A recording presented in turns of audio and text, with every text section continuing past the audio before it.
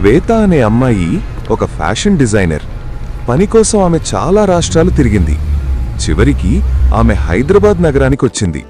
కొత్తగా ఉండడానికి ఒక ఇల్లు వెతుకుతూ చివరికి ఒక తక్కువ ధరకే దొరికిన అపార్ట్మెంట్ ఫ్లాట్ తీసుకుంది. ఆ అపార్ట్మెంట్ చాలా నిశ్శబ్దంగా ఉంది. అక్కడ చాలా తక్కువ ఫ్యామిలీలు మాత్రమే ఉండేవారు. శ్వేతకు వచ్చిన ఫ్లాట్ నంబర్ 104. ఆమె ఫ్లాట్కు ఎదురుగా ఉన్నది ఫ్లాట్ నంబర్ 103. ఆ ఫ్లాట్ డోర్ పక్కనే ఒక నీటి కుండ పెట్టి ఉంది.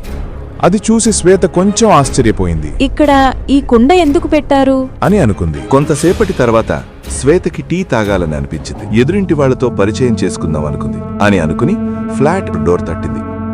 కాని ఎవరూ తలుపు తీయలేదు. ఆమె మళ్లీ తట్టింది. కాని ఇంకా ఎవరూ రాలేదు. కొంచెం కోపంగా ఆమె తిరిగి తన ఫ్లాట్కి వెళ్ళిపోయింది. రాత్రి అయ్యింది.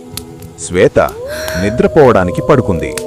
కాని ఆమెకు నిద్ర రావడం లేదు. అప్పుడే ఎదురుగా ఉన్న ఫ్లాట్ నుండి గజ్జల శబ్దం వినిపించింది. నిద్ర రావడం లేదు కాబట్టి శ్వేత కోపంతో లేచి మళ్లీ ఫ్లాట్ 103 డోర్ దగ్గరకు వెళ్ళింది. ఆమె గట్టిగా డోర్ తట్టింది. కాని ఈసారి కూడా ఎవ్వరో తలుపు తీయలేదు. ఆమె చిన్న రంధ్రం నుంచి లోపల చూసింది. అప్పుడు ఆమె చూసిన దృశ్యం ఆమెను భయంతో వణికించింది. లోపల ఒక అమ్మాయి భరతనాట్యం డ్రెస్ వేసుకుని నెమ్మదిగా నాట్యం చేస్తోంది. శ్వేత భయంతో బయటికి పరిగెత్తింది. ఆమె వెంటనే అపార్ట్మెంట్ వాచ్మెన్లను లేపింది.